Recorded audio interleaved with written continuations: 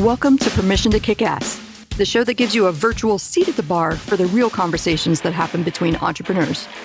I'm interviewing all kinds of business owners, from those just a few years into freelancing to CEOs helming 9-figure companies. If you've ever worried that everyone else just seems to get it and you're missing something or messing things up, this show is for you. I'm your host, Angie Coley, and let's get to it.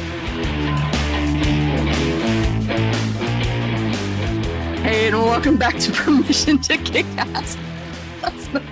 Okay, so you guys are hearing me come in laughing because I tried to make a quip about meet the annoying announcer lady. You know, the lady on Zoom that goes, recording in progress, or whatever she does. And then I accidentally hit share screen, which was not what I intended to do. So welcome to the podcast where I clicked on the wrong button from the start. Please welcome back Brittany Herzberg. Thank you. I'm happy to be here on a whoopsie episode. You know, it's kind of fitting for me. We all have whoopsie episodes. It's so fun. I was recording with a friend last week where my internet dropped out in the middle of the recording. And it just so happened that she was interested in starting her own podcast. And I was like, all right, we're going to keep this in. Case in point. So if it sounds a little bit different or a little bit awkward or a little bit clipped, it's because my internet dropped out. We just had to come back and re-record the ending. So like, this is part of the process. I'm just going to show you what it's like to be in business. How about that? Exactly. That's part of what I love about you is like, you know what? Life happens. Shit happens. Here we are. Exactly. Here we are. The shit happened. We laughed about it. Moving on. So Brittany, I know you've been on the show before, but remind us what you do, what you specialize at, what rocks our worlds. What do I do? So I am an SEO and case study copywriter who tries to joke around too much, who service providers call when they're ready to show up as the answer to a Googled question. So I help with SEO research, strategy, case studies are my jam. I'm so proud of myself. I've started to actually become known as the case study copywriter. So I made it. Thank you. Hello. Oh yeah, made it. Mm-hmm. That's awesome. And what got you started down that path? Curiosity and wanting to just specifically with SEO, wanting to figure it out and kind of like, here's the deal. I'm the person that if you tell me it's too hard, I'm going to try anyway, just to, prove you wrong. I have a little bit of that tendency, like a lot. And then with case studies, I finally figured out why it is that I was so drawn to it. What actually happened is I woke up from a dream last year, spring of 2022, and I was like, case study copywriting, this is what I want to do. And then here we are, like early 2023, and I finally put the pieces together. So I am a copywriter by way of massage therapy. And what used to happen in the massage room is I would take myself to an acupuncturist. I would go explore. I would come back and tell my clients about it.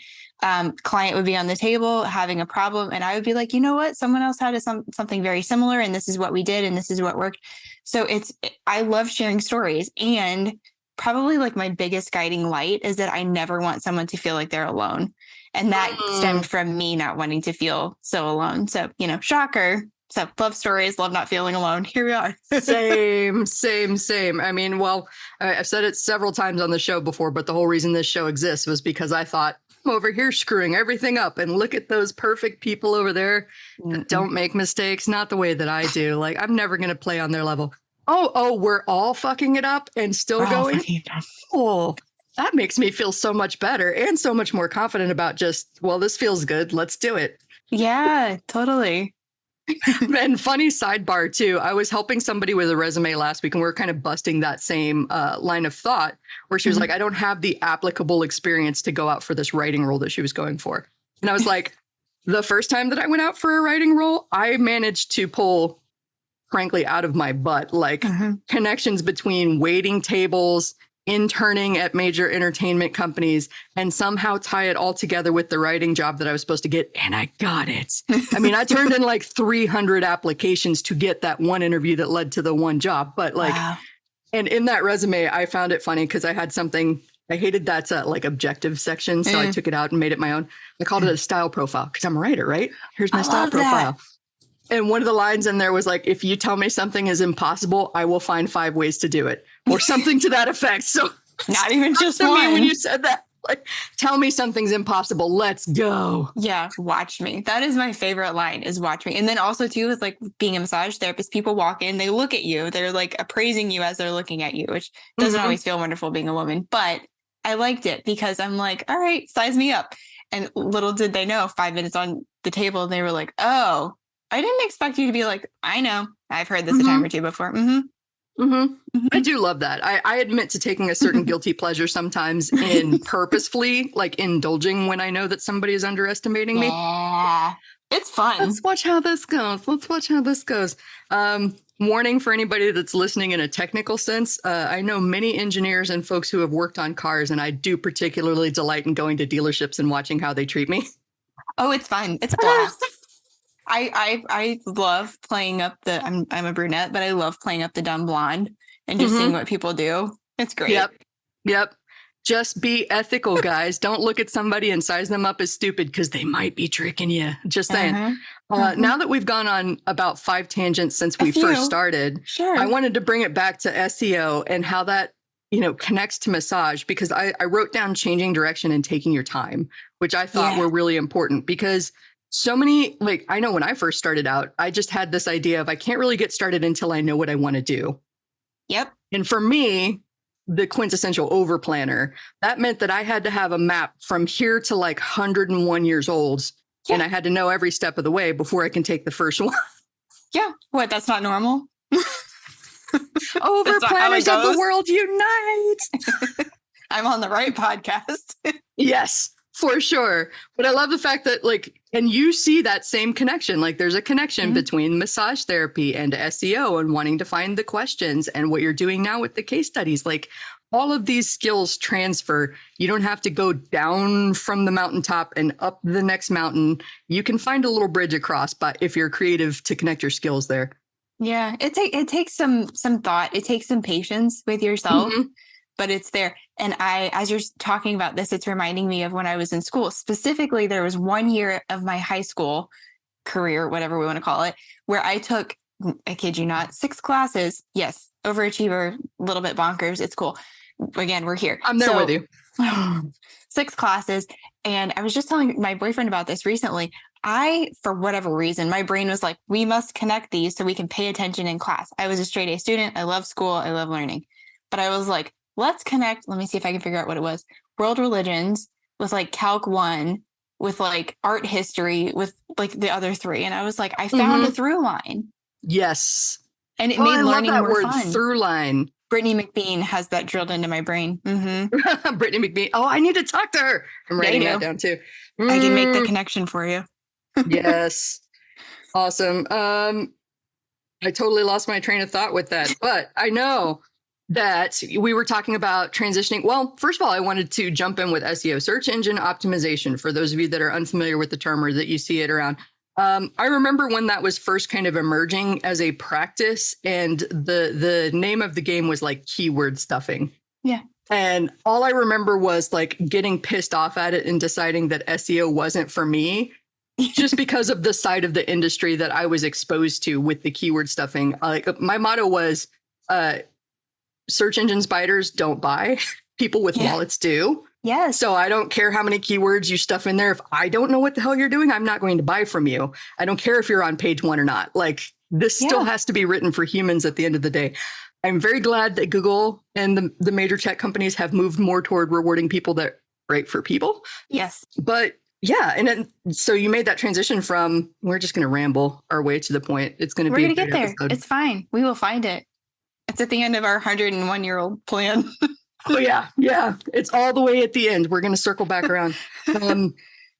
Getting from SEO to case studies. Yeah. What made you go in that direction? I know that you said it was just like a dream, but was there anything behind it, or was it just a random dream?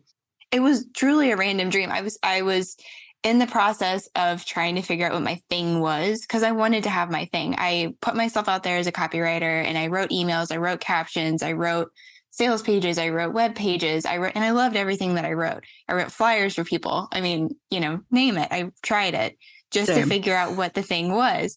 And I was really drawn to sales pages. I really loved what I was figuring out with SEO. And I love stories. I love people. I love connections. Like if you throw the word connection and intention out there, like that's my jam. And I just love getting to meet people and talk with people. I love social proof. So all of that stuff was like ping ponging around my head. And I think that's why I just woke up from a dream one day. And it sounds silly, but it's truly what happened. And I had a friend and I wrote to her and I was like, I think this is my thing. And she's like, I love it. Go for it. And I was like, okay. I was like, I needed the one little validating human to be like, yeah, go for it. It was like, what's interesting to that to me is like, it sounds like a random dream, but what I'm hearing at least is that you charged your subconscious with figuring out this puzzle. I've got a puzzle to solve where I have these skills and these passions. Like I was furiously scribbling notes while you were writing all that. Aww. And help me figure it out, Angie. I wrote down know yourself and know your strengths. And that's what so you're like, here are the things that I'm interested in. Here are the things that I'm passionate about. Here are the skills that I have. How do I combine all of these in a way that makes me stand out and, you know, is a signal to all my people that I'm here and I can help. And I think that's really important because I know, you know, I work with a lot of very beginner stage writers who are just learning, you know, the business skills. And one common refrain that I will hear from folks, and if this is you, all of my love, I had this story in my head once upon a time, but it went something like this. But I'm good. I'm a really freaking good writer. So I shouldn't have to do all of this other stuff. If that's you, again, love. But there are thousands upon thousands upon thousands of really, really good writers in the world. I'm one of them. Brittany's one of them. We're all out there. So what else is different about you, my friend, other than you're a good writer? Newsflash, you're still going to have to do more than just being a good writer. Full side rant. Mic drop. Don't actually drop it, but mic drop. Yeah. Thankfully, it's mounted to the desk, so we won't be dropping it. Well, and I know that you were telling me before we started recording that you did something interesting and exciting and maybe a little bit scary on a total whim late last year. So let's just jump into it. Tell me what you did. Let's get into it. So I had my first launch ever. And I feel I was making notes before we jumped on here. And I feel like I broke so many quote unquote rules of launching.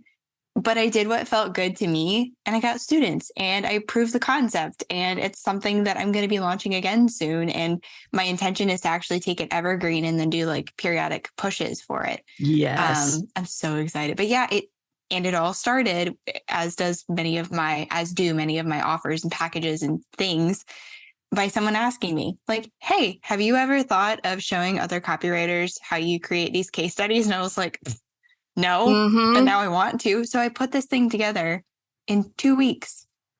Like, nice.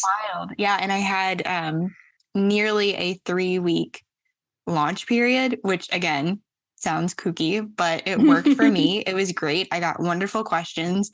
And I have the data, like if we want to dive into any of that, but I'm just happy that like I had a launch, it worked, and I broke some stuff.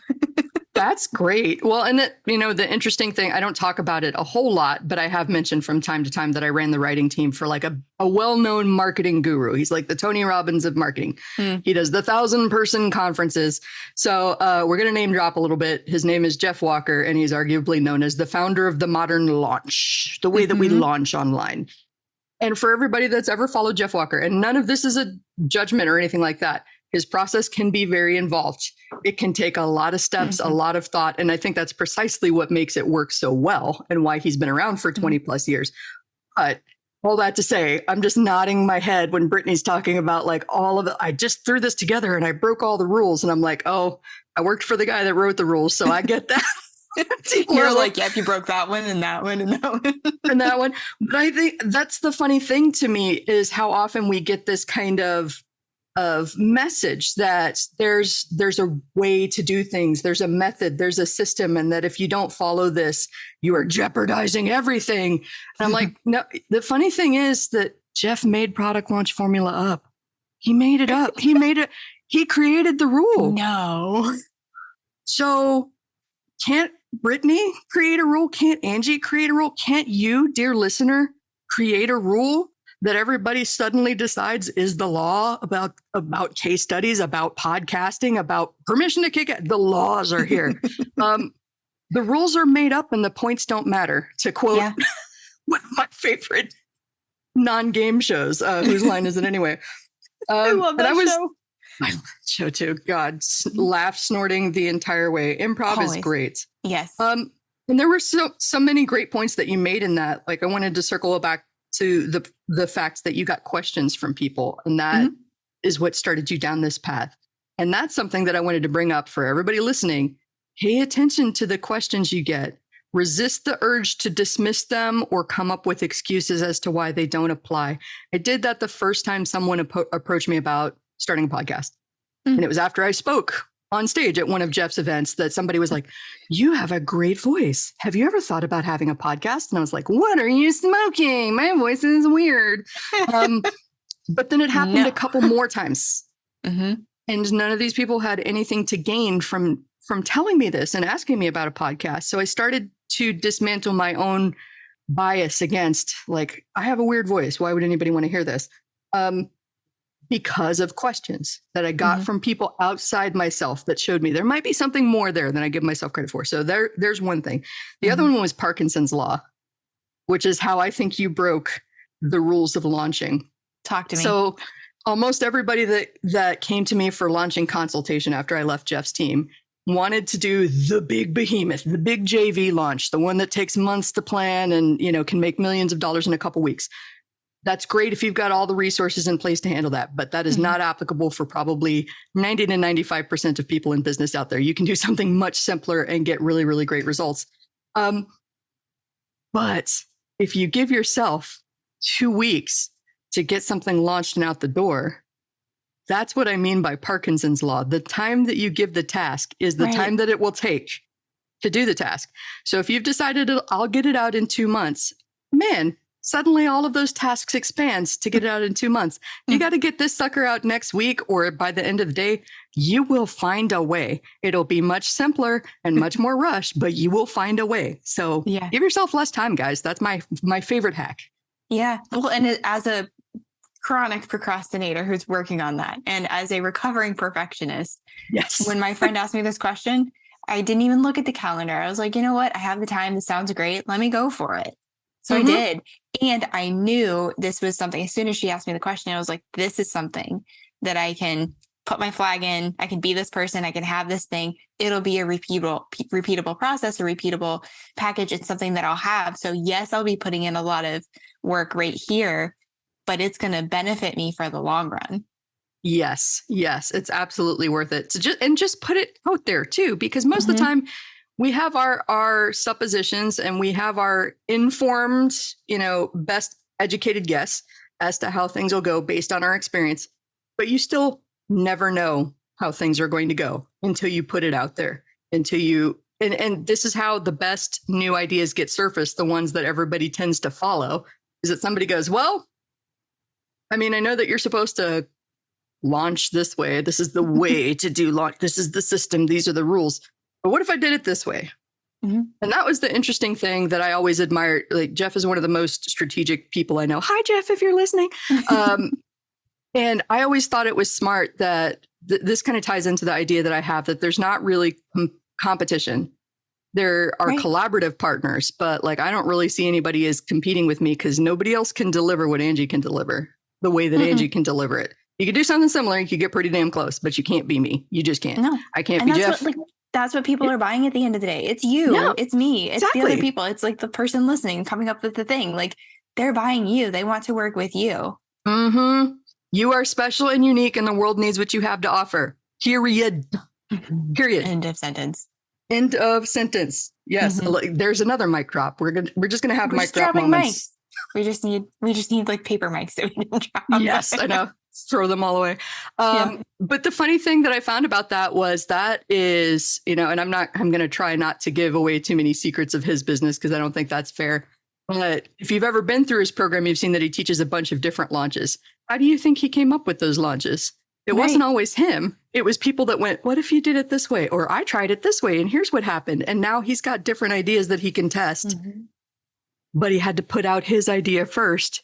And other people had to react to it and decide, this works for me. That doesn't work for me. I'm going to do it. I'm going to see if I can sell. One of my favorite was, I'm going to see if I can sell a 5-figure offer via email only with no funnel whatsoever. And he did it. I believe You it. did it. So like you can do whatever you want to. You just got to find a way to make it happen. You do. It. And one of the really surprising things that actually brought me to tears with my launch was I do have such a support group of people around me. And nope, I'm not going to say that. I resist asking for help often. Yes. I feel you. I am working on not doing that. So with this launch, I was definitely in a season of leaning into help and asking for help and reaching out. And I was like, you know what? Let me just make a list of people who I think might be willing to talk about stuff that I've done. And not like I've done something for them. So like I'll scratch your back, you scratch mine. But just like I know that they believe in what I'm doing. I know that they would support me. So I was like, let me just ask. I think I asked 35 people, 30. And these are some pretty big names. 30 said yes. In one way or another, they supported me. And not only that, I had one person offer to create something for the training. I had somebody else offer. She was like, do you want to come on the podcast? Are you going to be launching this again? Why don't you come on my podcast and talk about it? I had somebody else who was like, do you want to like take over my Instagram stories? I had someone else who's, again, big name. I made it in a PS of her email. And then I had friends emailing me about ending up in her email. And they're like, how did this happen? I'm like, I just asked. Yeah. But like the fact that I kept getting yeses literally brought me to tears because I was like, people do care. People are there, talk about working in a silo. My people were there. And that meant more to me even than making money with this launch.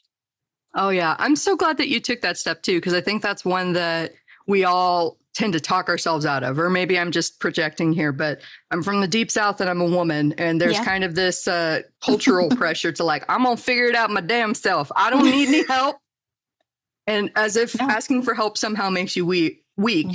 But the weird thing is, and I wrote this down too about giving and receiving, is that energy has to flow. It has to flow. Giving and receiving, they're flip sides of the same coin. You need both.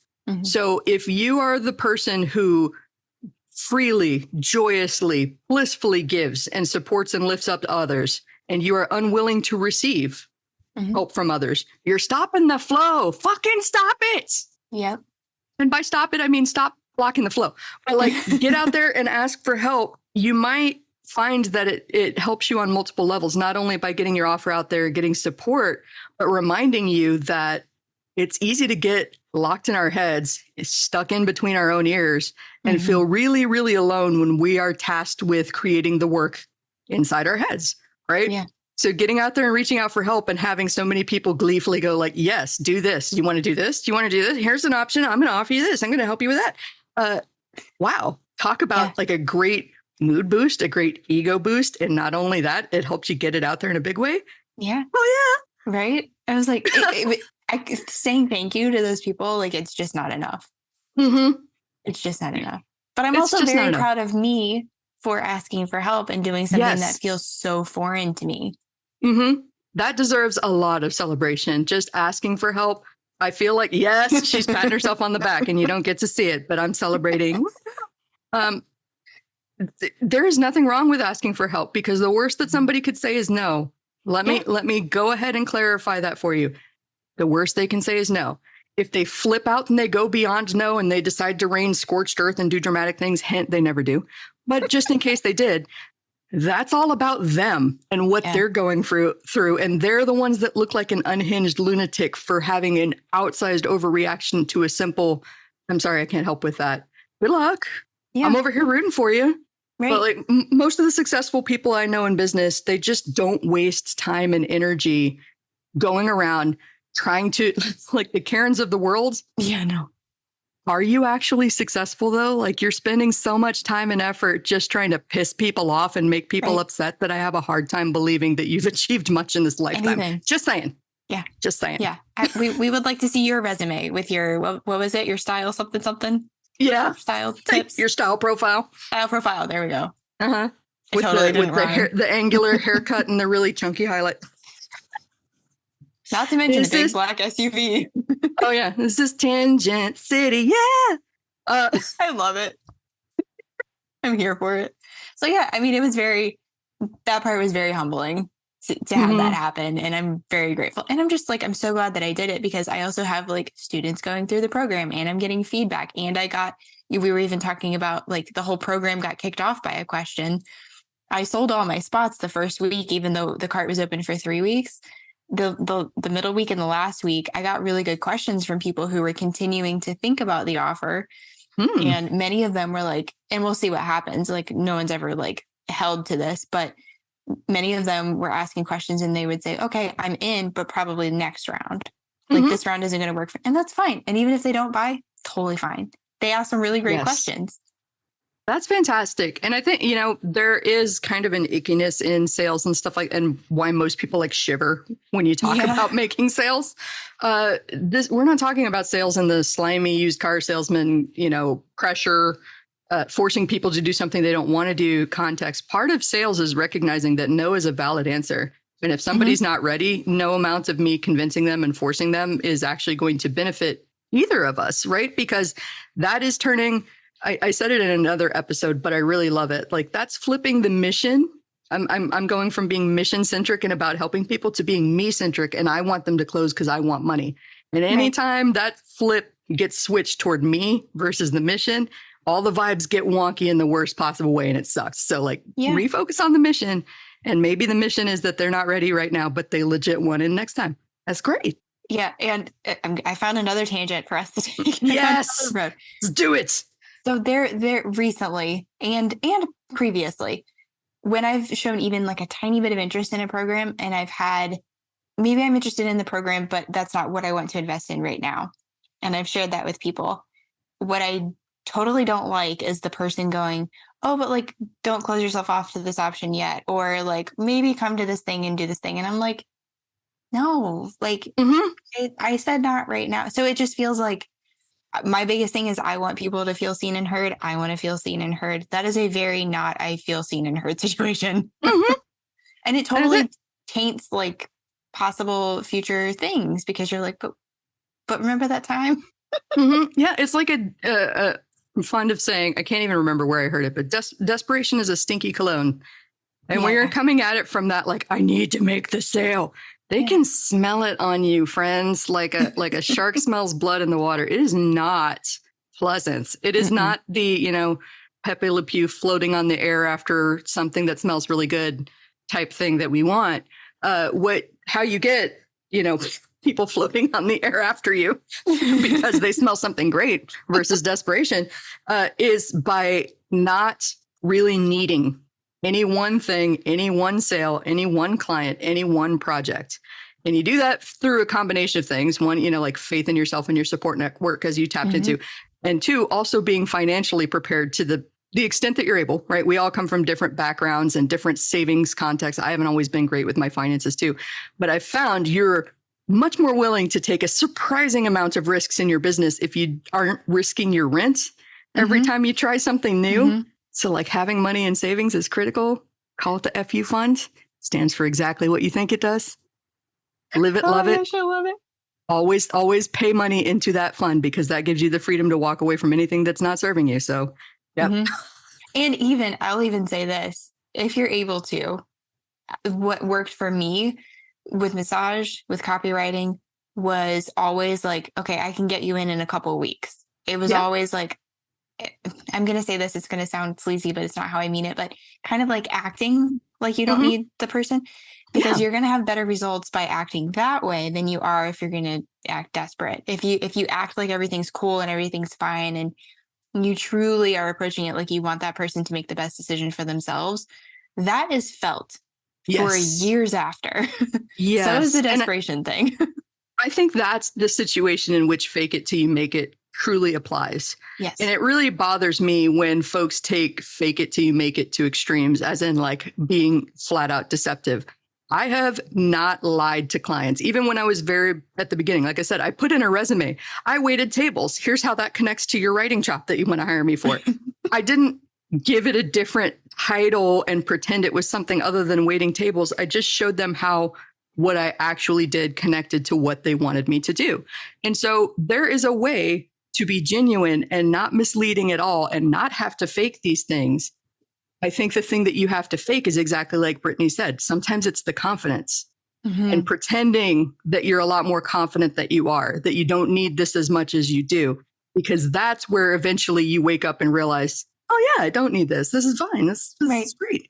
Right. Um, One day it's actually true. yeah. One day it's definitely true, but it's never Mhm. true if you're lying to people, you know? Like, No. yeah. Yeah. And that's the part that you definitely have to be careful of. Yes. So this is great. And, you know, one thing that I want to dig into too is because, so you put this together, you threw it out there fast, you broke all the rules of launching, you still sold out. Would you say that your first attempt at putting this new program out there is absolutely 100% perfect? Oh, yeah. I mean, totally. No, it's not at all. That is not at all. Sarcasm is like my second language. I'm very fluent. No, Mm-mm. it's not perfect. I'm sure there's typos in there somewhere. I had a friend who is a UX designer. Like I had her go through it and she had some suggestions. I'm asking my students for suggestions. I'm going to go back and look through it. So it's like, it's not perfect, but it's out there. Same thing with my podcast, like my podcast with my friend Crystal. It started because we were like, hey, we should record the conversations that we have because maybe someone out there can learn from what we're learning from. Uh-huh. We're over 12,000 downloads in about 7 months. Like it's going great. People like what we're doing, but we didn't overthink it. Mm-hmm. And if I had let my perfectionist tendencies come out, like we probably wouldn't have launched the thing yet. Oh yeah, I totally get that. The pressure to get it right, especially from folks out there that just kind of they build a platform on nitpicking. If you miss this one thing, Yeah. that's going to be the downfall of your entire business. No, it's not. If you give a damn about people and you're constantly trying to get better and you're constantly trying to evolve and improve, newsflash, I have a hard time believing that you're going to fail in the sense that we all believe failure happens, which is that you fall down on your face and wait for death because it is over. But wait, there you is forgot nothing the flames. left. You forgot the flames. Everything bursts into flames. The leaves are piling up on you. Bicyclists are running over you like some sort of sentient speed bump. It's all over. I failed one time. Never getting up again. Never. Never. No hope. And if you're hearing this and you're prone to that kind of thinking, again, love and a little bit of laughing at you because I've been there too, like with some tears in my eyes. But like, get up, honey, get up and try again. It's okay. Yeah, because your people are out there and they want the solution that you have. You just have to get it out there. Yes, and you have to be willing to get it out there as version 1. And that's the point that I was going to make as you were saying that stuff. I made me, like my ego, needed to say, hey, I'm co-creating this with you. So I needed to say that to like justify some of the stuff that I knew was going to happen, that I knew was going to go wrong. I don't know if I said beta round with this launch, but I definitely said, I want to co-create this with you. And it's true. And every time I check in with people, I'm like, how's it going? Are you noticing any kind of like pitfalls, any opportunities, is there anything that you're like, oh, I wish you had included this? And I've had like a couple of suggestions, but not many. People are seeming to like the program. So, I mean, that's nice, but that doesn't mean that I'm going to rest on my laurels. Yeah. Well, and I love that. I would challenge the word justify. I think that if we reframe that to setting expectations for folks, you can do a lot. You can do a surprising amount with expectation setting. And I cover this in some coaching programs that I do. So that was a kind of a shocking thing. In one of my friends' programs, I teach client management, which is basically about communication and boundary setting, right? And that's one of the most popular modules. Like we'll have 2 and 3 hour long calls where people are just throwing client situations at me and we are dismantling them on the fly and figuring out a way forward.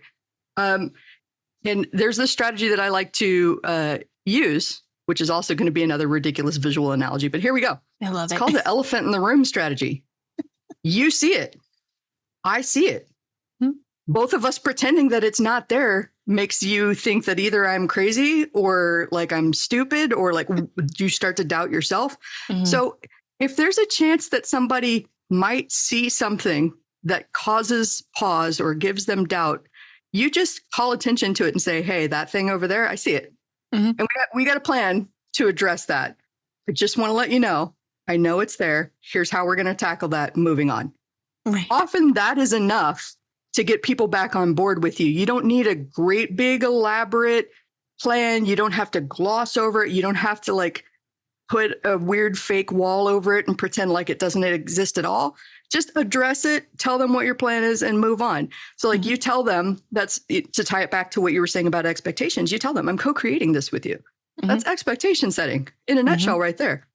I'm not releasing this program that I've been working on for 10 years now, and I have finally got it to a state of perfection where I'm ready to unleash it on the world. I don't know why I'm on dramatic voices today, but that's what I'm doing. I showed up on the right day. Yeah. It's the first podcast recording of the day too. So it's like full on energy. Love it.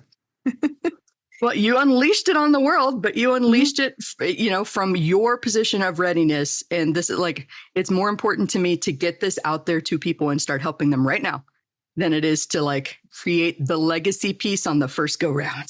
It's not going to happen. And I don't think that earlier on in my career, I'm very glad that I had massage therapy first. Like I already had that business. It had already been going for, 7 or 8 years at that point.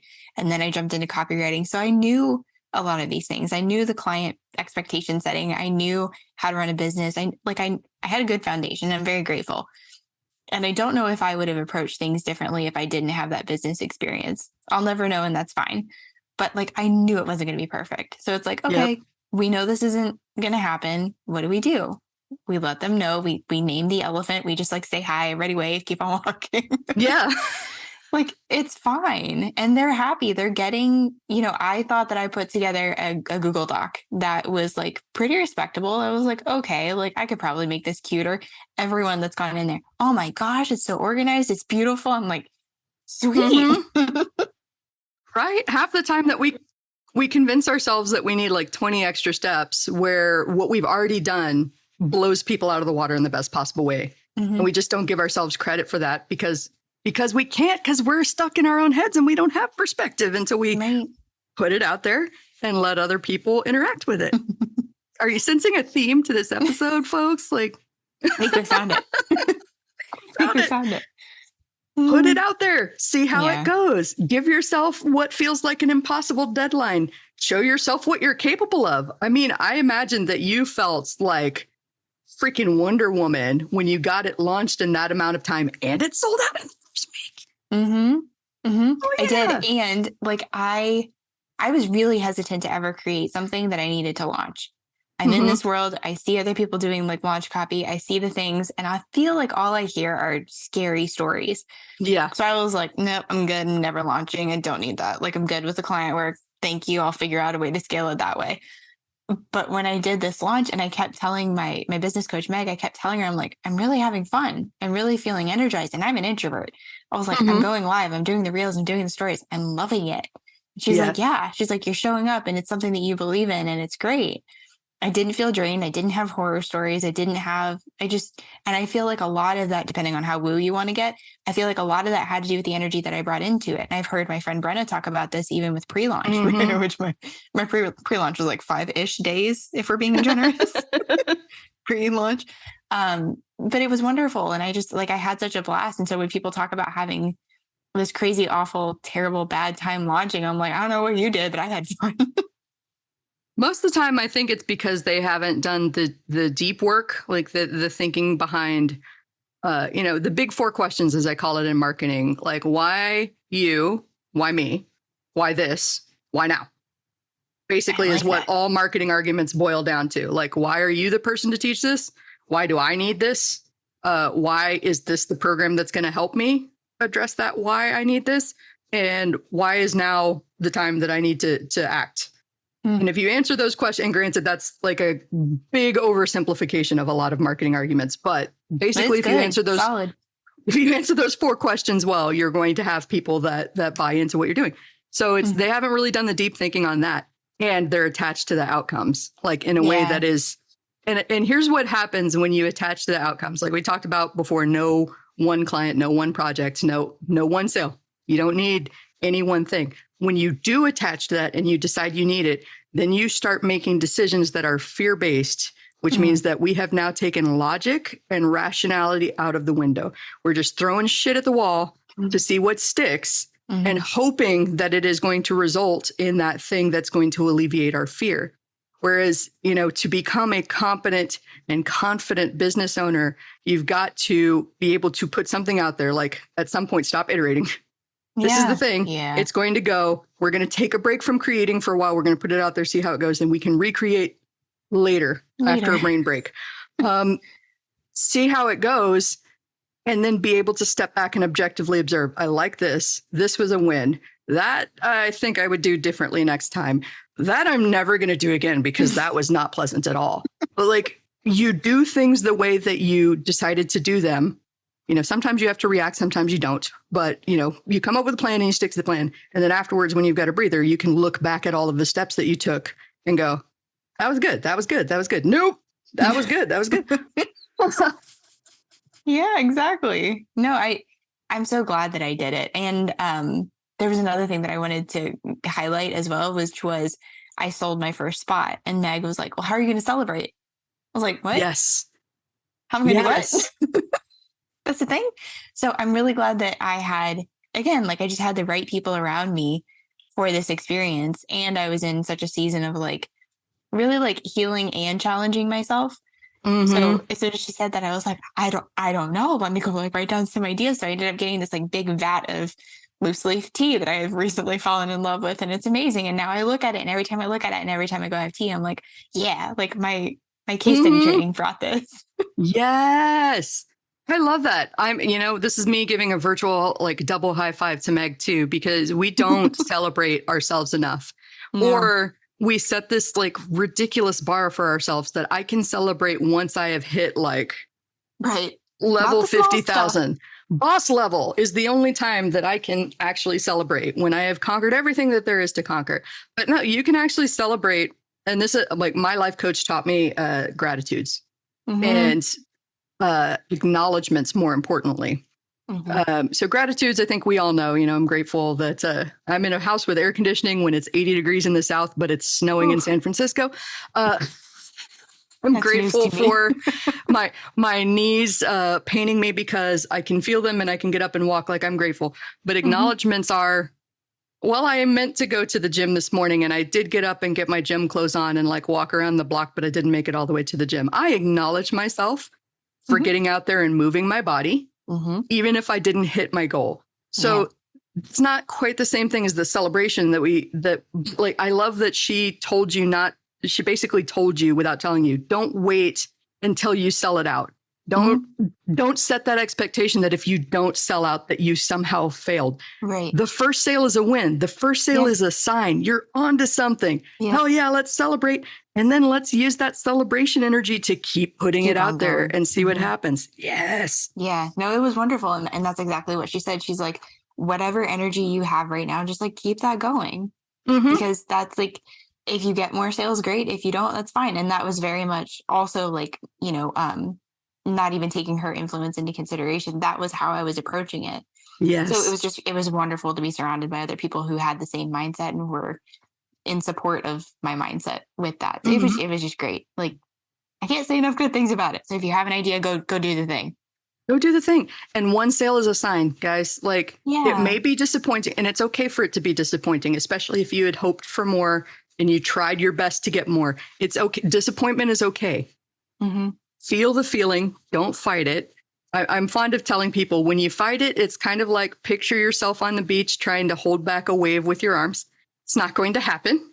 And eventually the wave is going to come along. The right wave is going to hit you and knock you on your ass. Yep. Better to just sit down and let it carry you to shore. That's how I like to think about these things. You're going to have bad feelings in business, uncomfortable feelings, anxiety, disappointment, upset. Let it wash over you and take you back to shore. Then let it go and move on. That's a completely different energy from like standing there desperately trying to hold the ocean back, which is you can do this. Just accept it for what it is. Let it wash over you. The energy that you use to approach these things, to verge on woo, makes all the difference. And people, they're picking up on it, whether they know they're picking up on it or not. So that smelly desperation cologne, wash it off. Take a shower. Let the wave wash it off you. Let the wave, yeah. Salt water is great for that. We're going to mix all of our metaphors today. We have to tie up all the loose ends. Oh, this is wonderful. Oh, this episode is my favorite. And that seems like a great place to wrap it all up, too. So tell us a little bit more about your case study business, where they can sign up for the next rounds, perhaps. So the next round. Oh, yes, there will be a next round. And depending on, I haven't honestly figured out a launch date. All so good. you might be listening right in time. I don't know. You can find more information, of course, on my website. I'm sure I'll have a banner, BrittanyHerzberg.com. If you want to check out the actual page, you can check out BrittanyHerzberg.com/case-study-training. And that's where the SEO comes into play. Hell yeah. So you look at that little like excess training, nothing goes to waste. That SEO comes into play with the new evolution. It's all connected, baby. Yeah, so I can show you how to write case studies, or I can write them for you. I love them. I love all things social proof, interviews, testimonials. Yeah, sales pages. Awesome. I have a feeling that we're going to be in touch about that in the future too, because my consulting business is going crazy. Call me. I will definitely call you. Thank you so much for being on the show. This was like the perfect way to start a podcasting day. I know. I love it. I always love chatting with you, Angie. That's all for now. If you want to keep that kick-ass energy high, please take a minute to share this episode with someone that might need a high-octane dose of "you can do it." Don't forget to rate, review, and subscribe to the Permission to Kick-Ass podcast on Apple Podcasts, Spotify, and wherever you stream your podcasts. I'm your host, Angie Coley, and I'm here rooting for you. Thanks for listening, and let's go kick some ass.